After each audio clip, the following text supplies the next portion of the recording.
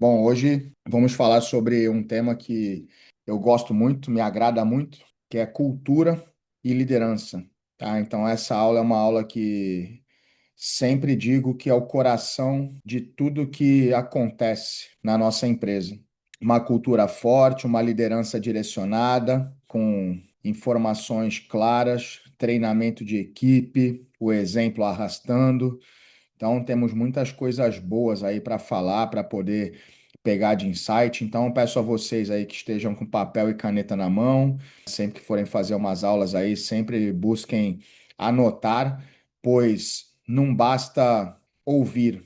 Eu tenho que ouvir, anotar, estudar e aplicar o mais breve possível, botar em prática para poder experimentar, tentar aquilo que é novo, que fez sentido e talvez não dê certo da primeira vez, eu volto para casa, ajusto de novo, volto e tento de novo, até eu conseguir fazer os resultados acontecerem. Pois, quando eu ouvi, fez sentido. Se eu deixar essa chance passar, eu acabo perdendo a oportunidade de evoluir. Cultura e liderança, o que realmente, né, sustenta uma academia. E a cultura, na verdade, ela não é um cartaz motivacional na parede. Cultura é o que as pessoas fazem enquanto ninguém está olhando.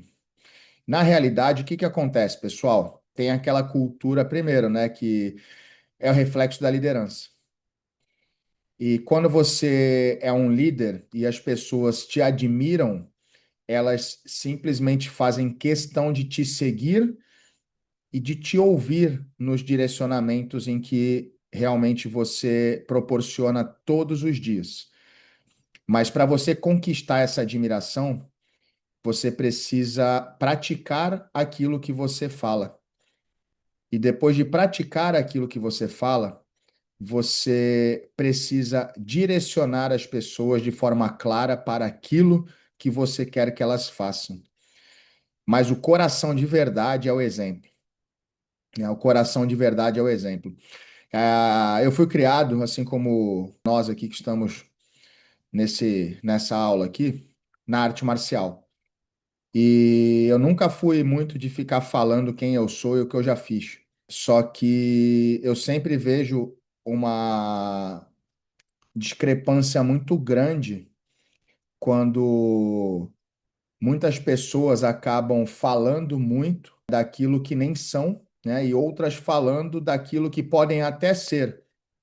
Mas eu sempre fui da seguinte opinião: quem é de verdade não precisa ficar falando muito, pois aqueles resultados que essa pessoa construiu na história vão fazer com que as pessoas o admirem pelos resultados e não pelas palavras.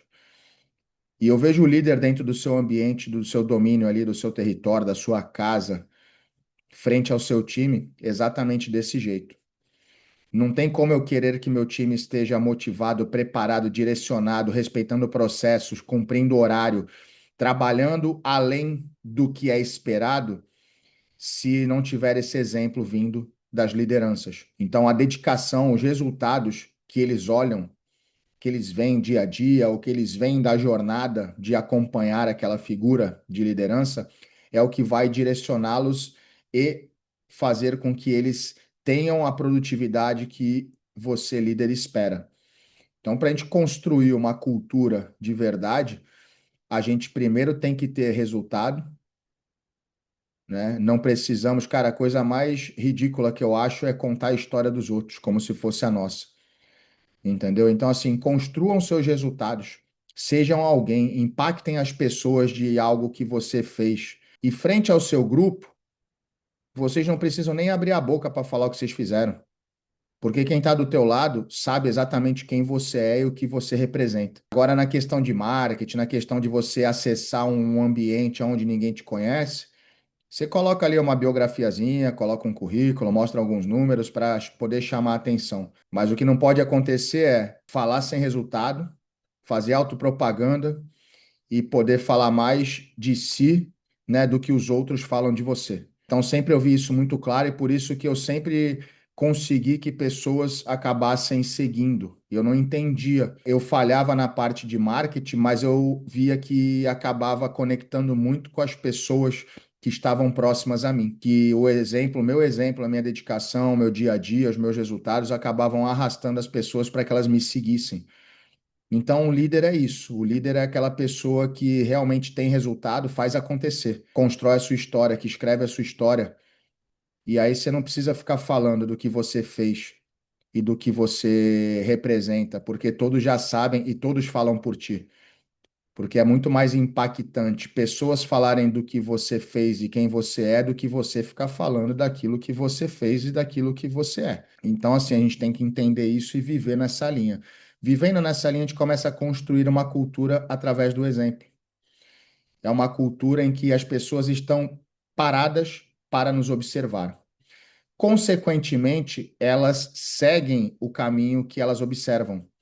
Obviamente que é importante a gente direcionar também esses caminhos com processos, né, ter tudo um padrão, a parte de profissional. Só que o que acontece também é que algumas vezes você vai estar em outros ambientes, você vai ter algum compromisso, você vai viajar, você não vai estar presente, ou metade de um dia, ou um dia inteiro, ou alguns dias, talvez uma semana, duas, seja o tempo que for. E a cultura, quando ela é realmente admirada, seguida, as pessoas, elas que trabalham no time, elas vão se desdobrar mais ainda na ausência do líder do que na presença dele.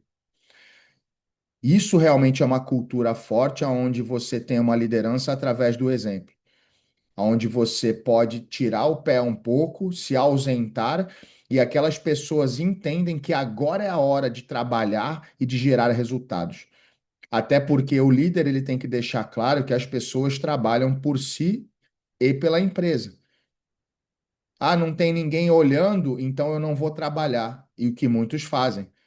Só trabalham, né? Quando a gente está ensinando alguma técnica, né? Eu digo assim, a maioria do jiu-jitsu, falo que o jiu-jitsu, a maioria é tudo preguiçoso. Aluno de jiu-jitsu, professor de jiu-jitsu, na questão de repetir técnicas. O professor passa a técnica e o professor tá de costas, aquela dupla, já nem fiz ficar conversando, não repete. Aí o professor vira e olha para a dupla, aí a dupla começa a fazer. Então é exatamente esse exemplo. Não é para fazer somente quando o professor está olhando, é para fazer principalmente quando o professor não está olhando, porque você não faz para o professor, você faz por você, você faz pelo seu time. E aí é onde entra realmente uma cultura de verdade, onde as pessoas entendem isso, mas também o líder consegue fazer com que as pessoas entendam isso. É responsabilidade. O que os dados mostram? Olha só que interessante, pessoal. Olha esses números. 48% do crescimento de receita e negócios vem de uma cultura forte. Você consegue agregar 48% a mais se você tem uma cultura bem formada, se você tem uma cultura forte, uma cultura alinhada, onde a liderança está bem administrada, gerida pelo seu líder. 80% satisfação de colaboradores quando há uma cultura clara. Então você acaba trazendo uma satisfação dos colaboradores por estarem seguindo uma liderança que deixou tudo muito claro. O caminho existe, está documentado, todos sabem para onde ir e todos querem ir por aquele caminho, porque o líder já foi, o líder continua indo e o líder gera resultado. E o líder deu a mão para os liderados, o líder mostrou para os liderados como é que faz, o líder puxou eles para vir junto e o líder estimula eles constantemente para que eles possam continuar. E aí você consegue esse número e consegue o desempenho dos seus liderados e todo o seu time. E por último, 89% de satisfação de clientes em empresas com cultura definida. Não somente para os liderados, né, para os colaboradores, mas também para os alunos, para a nossa base. É muito claro quando nós entramos numa empresa e existem processos claros e bem definidos. Os clientes também percebem isso, porque tem um padrão. Porque o que é falado por um é falado pelo outro colaborador. A direção que é dada por um, ela é continuada pelo outro se você tiver a conexão. As pessoas vão falar as mesmas coisas e vão dar as mesmas direções. E isso fica muito claro. Porque se tiver desalinhado, quantos lugares? Mas o professor falou que eu podia ir para a esquerda. Não, não, mas é você tem que ir para a direita. Não, mas o outro professor tinha falado. Cara, quantas vezes não vemos acontecer isso? Cara, isso deixa o aluno totalmente inseguro. Isso mostra desorganização, insegurança, sendo que o aluno vem a nós procurar segurança. O aluno vem a nós procurar direção. O aluno vem a nós procurar força. E aí nós oferecemos isso. E aí acaba enfraquecendo a nossa base. Se a liderança não faz o trabalho bem feito, os liderados também não vão fazer o trabalho bem feito, consequentemente, os clientes sentem e não conectam. Só que, da mesma forma que vem para o negativo, vai para o positivo. A liderança faz um trabalho perfeito. Consequentemente, os colaboradores vêm alinhados, todos motivados, direcionados, preparados, falando a mesma língua. Consequentemente, os alunos conseguem entender esse direcionamento, essa organização, esse profissionalismo, essa energia positiva e esses bons exemplos que são dados diariamente. Consequentemente, as pessoas buscam lugares onde possam estar sendo lideradas por pessoas fortes. As pessoas sentem quando existe uma liderança forte, uma cultura forte, e todos nós, seres humanos, precisamos estar sendo guiados por quem nós consideramos fortes. Nós podemos muitas vezes nem verbalizar e nem muitas vezes termos pensado nisso. Só que a partir de agora, comecem a olhar para isso. Eu posso ser o maior líder daquele ambiente e nunca ter percebido, mas preste atenção, faça uma autoanálise, uma retrospectiva, como nós nos aproximamos de pessoas que consideramos à nossa frente. É intuitivo, nós buscamos estar próximo dessas pessoas. Só que quando nós entendemos isso, nós vivemos em relação a essa busca, porque eu busco de cima o conhecimento que eu preciso para chegar lá também. E essa segurança, essa força eu busco em lugares em que eu conecto. E agora trago para vocês a diferença, características, e peguem aí das suas escolas, das suas academias, né, dos ambientes que vocês frequentam e deem uma olhada. Deem uma olhada e façam essa comparação. Uma cultura fraca versus uma cultura forte. Características de uma cultura fraca. O professor está sempre isolado, não tem conexão com ninguém, o professor se acha autoridade máxima, ou o professor não tem liderança o suficiente para conectar com outras pessoas, sendo elas seus liderados ou até mesmo seus alunos. Alunos entram e saem muito rápido, né? Você não tem uma fidelização muito longa, sempre um giro, está sempre enxugando gelo. Pessoas entram, pessoas saem, e muitas vezes não decora nem o nome da pessoa, ela já não está mais ali naquele ambiente. Cada aula acontece de um jeito. Você vai na aula do João, que é diferente da aula do Pedro, e aí grande parte gosta da aula do João e outra parte gosta da aula do Pedro. Mas, pô, todo mundo, o João e o Pedro, dão aula na mesma academia. Por que aulas diferentes? As aulas podem sim ter características de transmitir o conhecimento comum do dia, mas não podem ter direcionamentos diferentes de uma aula para outra. O tema deve ser comum e cada professor utiliza das suas habilidades para transmitir e abordar aquele tema. E mesmo assim, com as estratégias dadas pelo processo que tem ali na parte curricular, que todos deveriam estar treinados para isso. O dono resolve tudo sozinho.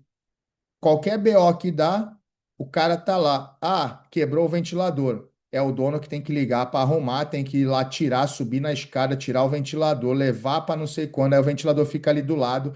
Aí a pessoa, pô, fica sem ventilador. Aí o cara, puta, não tive tempo para levar para arrumar. Aí leva para arrumar. O cara avisa. Aí depois que avisa, fala, puta, não tive tempo para ir buscar. E aí o ventilador fica lá parado, um mês, 2 meses, e um calor do caramba, e o aluno sente. O aluno não sente só o calor, ele percebe a desorganização. Cultura fraca. Ninguém sabe o que é esperado. Então é tudo surpresa, né? Então a pior coisa do mundo que deixa as pessoas mais fragilizadas emocionalmente, que a gente vai trazer isso até para dentro do tatame numa luta, numa competição, é o fator surpresa.